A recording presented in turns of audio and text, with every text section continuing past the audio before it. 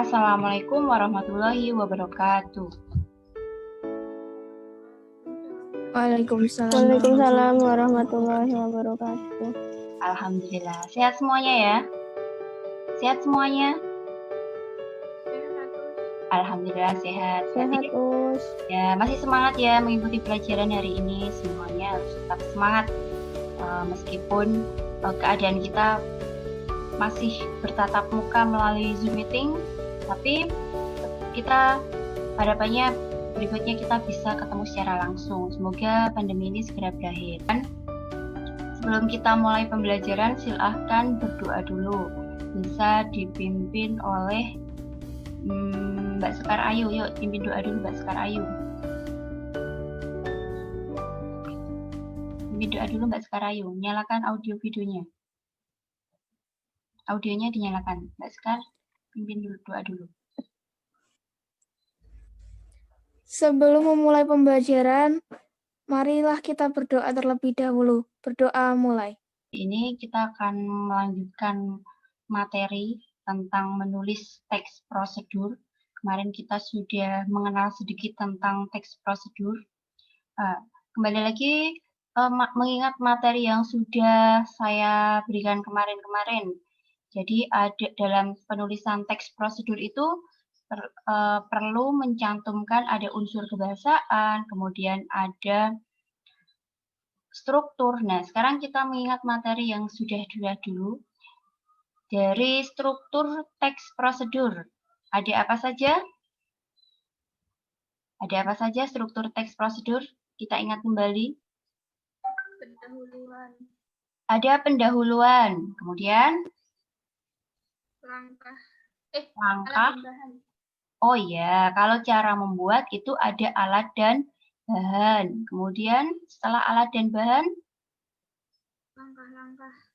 langkah-langkah ya. Ada langkah-langkah. Setelah langkah-langkah diakhiri dengan penutup ya atau kesimpulan. Nah, perlu saya ingatkan kembali ternyata dari hasil penilaian yang sudah saya ambil kemarin itu masih banyak yang salah itu di bagian tujuan, alat dan bahan, dan bagian terakhir yaitu penutup. Nah, di sini perlu diingat kembali bahwa dalam penulisan tujuan atau pendahuluan itu perlu menyampaikan apa? Dalam pendahuluan itu menyampaikan apa? Berisi tentang apa? Ada yang tahu? Dalam penulisan pendahuluan itu perlu mencantumkan apa? Mengenalkan dulu. Mengenalkan apa? Objek yang akan dibuat. Contohnya, kalau kemarin itu mau membuat mie susu. Dijelaskan dulu pengertiannya. Apa toh yang disebut dengan mie susu itu? Mie susu itu makanan apa? Kemudian, mie susu itu dibuat tujuannya untuk apa? Nah, itu dalam penulisan tujuan atau pendahuluan.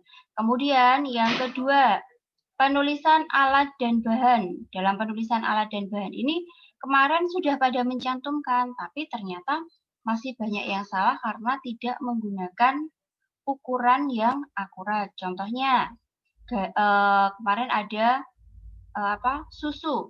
Perlu dicantumkan susunya itu berapa? 1 sendok, 1 saset, atau 1 gelas. Nah, itu dicantumkan ukurannya. Ukurannya yang akurat. Nah, kemudian dalam penulisan alat dan bahan, kalau kemarin itu belum disendiri-sendirikan antara penulisan alat dan bahan. Yang benar, itu penulisannya, alatnya disendirikan, kemudian bahan-bahannya disendirikan. Susu, mie, kemudian ada air, itu masuk ke bahan. Sedangkan ada panci, kemudian spatula, itu masuk di bagian apa? Spatula, panci, itu masuk bagian apa? Alat. Bagian alat. Itu disendiri-sendirikan ya. Nah, itu cara penulisannya. Kemudian itu bagian alat dan bahan yang masih kurang ya. Kemudian di bagian penutup. Bagian penutup ini kan berisi motivasi. Intinya itu mengajak pembaca atau pendengar untuk mencoba. Jadi dengan motivasi yang bagaimana? dengan kalimat-kalimat yang positif. Yang namanya saja kalian ingin anggap saja kalian ingin mempromosikan hasil tulisan kalian. Bagaimana caranya biar orang itu ingin mencoba, mau mencoba. Nah, tentu saja dengan kalimat yang positif. Ternyata mudah kan cara membuat mie susu ini. Nah, itu kalimat-kalimat yang positif. Jangan sampai mencantumkan kalimat yang negatif. Meskipun enak, makanan ini sulit dibuat. Nah, itu namanya kalimat negatif. Seperti itu. Itu dalam penulisannya. Sampai di sini paham? Ada yang ingin ditanyakan? Kalau tidak, kita lanjut ke media gambar seri. Ini beda ya, beda dari yang pertemuan kemarin. Nah, sekarang saya tampilkan media serinya.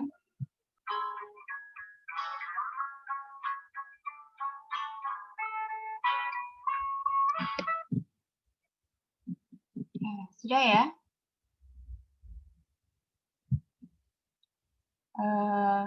Jelas nggak gambar-gambar yang saya sampaikan tadi? Gambar-gambarnya jelas atau tidak? Itu gambar apa saja?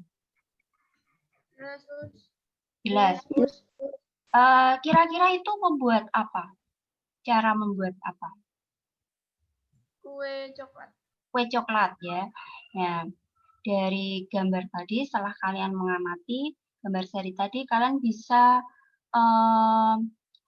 menentukan ya kalau itu membuat kue coklat. Nanti silakan judul dibuat semenarik mungkin, bebas, tidak harus judulnya kue coklat. Kalian bisa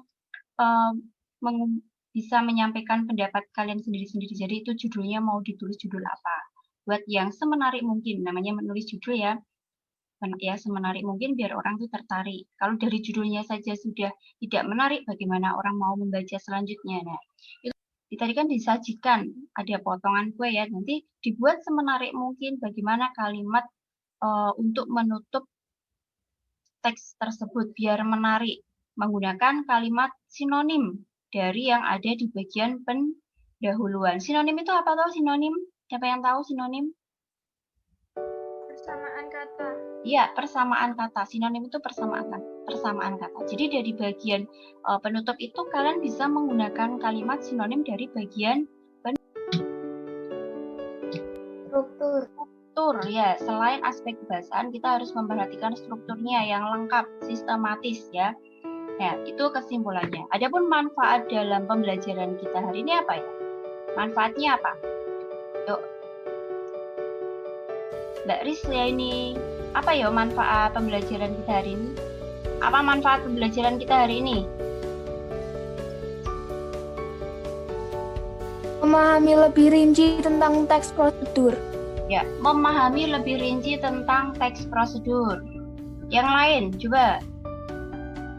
Apa manfaat pembelajaran kita hari ini? Memahami lebih rinci tentang teks prosedur. Jadi lebih tahu bagaimana cara membuat teks prosedur. Jadi lebih paham apa saja yang harus dicantumkan dalam teks prosedur. Itu manfaat pembelajaran kita hari ini. Kemudian sampai di sini itu materi kita. Kemudian pertemuan berikutnya kita akan membahas masih sama tentang teks prosedur. Waktu sudah selesai materinya, saya akan menutup pembelajaran kita hari ini. Tolong semuanya tetap menjaga kesehatan, ikuti protokol pemerintah, dan pertemuan berikutnya saya harap semua sudah bisa mengikuti. Sudah ya, sekian dari saya. Wassalamualaikum warahmatullahi wabarakatuh. Waalaikumsalam warahmatullahi wabarakatuh.